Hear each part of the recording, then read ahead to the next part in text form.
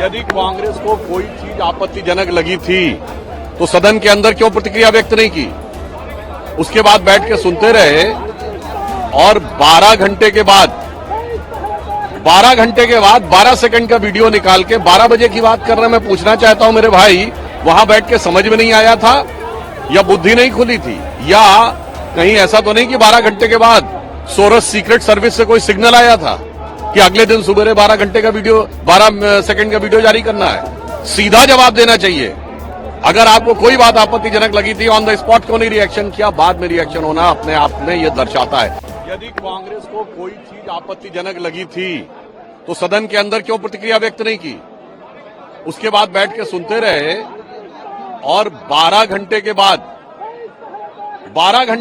12 second का video निकाल के 12 बजे की बात कर रहे हैं। मैं पूछना चाहता हूं मेरे भाई, वहां बैठ के समझ में नहीं आया था या बुद्धि नहीं खुली थी, या कहीं ऐसा तो नहीं कि 12 घंटे के बाद सोरस सीक्रेट सर्विस से कोई सिग्नल आया था कि अगले दिन सुबह 12 सेकंड का वीडियो जारी करना है? सीधा जवाब देना चाहिए। अगर आपको कोई बात आपत्तिजनक लगी थी, ऑन द स्पॉट क्यों नहीं रिएक्शन किया? बाद में रिएक्शन होना अपने आप में यह दर्शाता है। बाकी गृह मंत्री जी ने बहुत स्पष्ट रूप से एक एक चीज साफ कर दी थी, क्योंकि अब कांग्रेस के पास कुछ बचा नहीं है। इसलिए उनके लिए एक लाइन कहना चाहूंगा, सच जरा सा घटे या बढ़े तो सच सच न रहे, मगर झूठ की तो कोई इंतहा नहीं। लाख चेहरे बदल के आ जाते हैं ये, पर आईना कमबख्त झूठ बोलता ही नहीं। कांग्रेस लगातार समाज को भ्रमित करके जनता को भ्रमित करने की कोशिश करती है। 2024 में भी इन्होंने एक फेक इंफॉर्मेशन फैलाया। आज वो फिर से बाबा साहब भीमराव अंबेडकर का नाम लेकर के फेक इंफॉर्मेशन फैला रहे हैं। हम सच्चाई बताने आए हैं।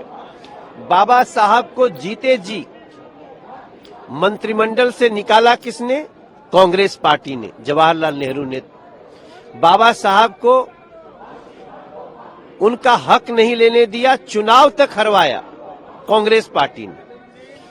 अभी पिछली भी यूपीए की जो सरकार थी, बाबा साहब का जहां जन्म हुआ, बाबा साहब का जहां शिक्षा हुआ, दीक्षा हुआ, जहां उन्होंने अंतिम सांस ली, उनको स्मारक बनाने का प्रस्ताव कांग्रेस ने रोके रखा 40 साल तक। नरेंद्र मोदी जी ने बनवाया, भाजपा ने अंबेडकर जी को दिया सम्मान। आज किसको नहीं पता है? और वही कांग्रेस आज जब साजिश करने चल रही है तो हमें ये बताना जरूरी है कि बाबा साहब अंबेडकर को जीते जी भी और उनके नहीं रहने के बाद भी जो अपमान किया है, हम उसकी जानकारी गली गली घर घर जाकर के देंगे और कांग्रेस की इस नीयत का पर्दाफाश करेंगे। आज भाजपा के सभी सांसदगण संसद परिसर में भारत रत्न बाबा साहेब भीमराव अंबेडकर के प्रति कांग्रेस ने हमेशा ही जो अपमान किया है उसका विरोध में आज यहाँ प्रदर्शन हो रहा है। बाबा साहेब भीमराव अंबेडकर को चुनाव में हराया गया। बाबा साहेब का जो अपना जो संविधान को लेटर एंड स्पिरिट है, जिस हिसाब से उन्होंने संविधान बनाया था, उस संविधान को तोड़ने का काम कांग्रेस पार्टी ने किया। नेहरू जी ने अपने मीडिया के ऊपर भी सेंसरशिप लगाया था, इंदिरा जी ने इमरजेंसी लगाया था, सभी पर राहुल गांधी विदेश में जा करके भारत के विरुद्ध में बात कहते हैं। कुछ हर प्रकार से कांग्रेस पार्टी ने भारत के संविधान के प्रति कभी भी सम्मान नहीं दिखाया है। हमेशा संविधान को तोड़ने का काम कांग्रेस पार्टी ने किया है। इसीलिए आज हम देश भर में आज प्रदर्शन कर रहा है। कांग्रेस पार्टी देश के 140 करोड़ जनता के सामने माफी मांगे। दलितों के, पीड़ितों के, वंचितों के जो हकदार है, बाबा साहेब का जो अपमान कांग्रेस का द्वारा किया जाता है या कर रहे हैं, उसके जो कांग्रेस के जो बाबा साहेब के प्रति घृणा का भाव है, उसके विरुद्ध में आज हम सब लोगों ने यहाँ प्रदर्शन किया है। उल्टा कांग्रेस पार्टी ने माननीय गृह मंत्री जी का जो राज्यसभा में बयान था, उसको तोड़ मरोड़ करके, उसको काट करके जो भी उन्होंने एक फॉल्स नैरेटिव उन्होंने बनाने का कोशिश किया है, इसके बारे में देश के जनता को जागरूक करना हमारा काम बनता है। इसीलिए आज पूरे भाजपा के सांसदगण संसद परिसर में कांग्रेस पार्टी का जो दोहरा चरित्र है, डबल स्टैंडर्ड है बाबा साहेब के प्रति, उसको उजागर करने के लिए हम यहाँ पर ये आंदोलन कर रहे हैं। देखिए, कांग्रेस पार्टी ने हमेशा बाबा साहब अम्बेडकर का अपमान किया, उनको चुनाव में हराने का काम किया। भारत रत्न कांग्रेस पार्टी ने कभी नहीं दिया और उनको जन्मभूमि और कर्मभूमि के लिए जमीन भी देने का काम नहीं किया। यह प्रधानमंत्री मोदी जी के नेतृत्व में पंचतीर्थ का सौंदर्यीकरण हुआ और बाबा साहब के सम्मान में संविधान पे चर्चा होती है। संविधान सम्मान का हम लोग कार्यक्रम भी पूरे देश भर में करते हैं और अभी संसद में भी पूरी चर्चा हुई है। कांग्रेस पार्टी झूठ की फैक्ट्री है और उस झूठ के फैक्ट्री के सरदार को हैं तो राहुल गांधी जी। हमेशा झूठ बोलना, निरंतर झूठ बोलना, जनता बार बार उनको हरा देती है झूठ के कारण।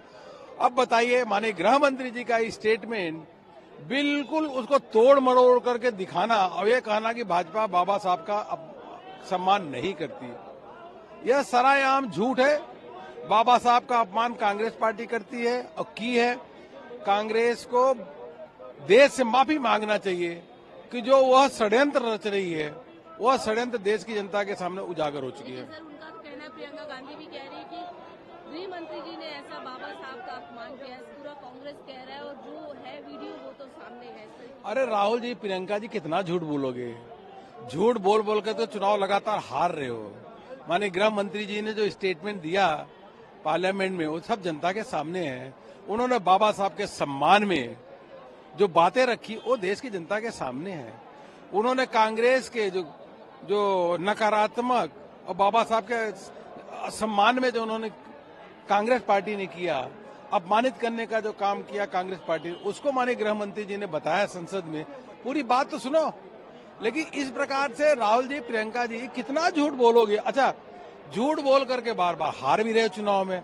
आपने मध्य प्रदेश, राजस्थान और उसके छत्तीसगढ़ में हारे, फिर हरियाणा में हारे, फिर महाराष्ट्र में हारे, उपचुनाव में सब जगह हारे, उत्तर प्रदेश में हारे, राजस्थान में हारे, हर जगह हारे, बिहार में हारे। हारने के बाद भी अगर उनको समझ में नहीं आ रही है,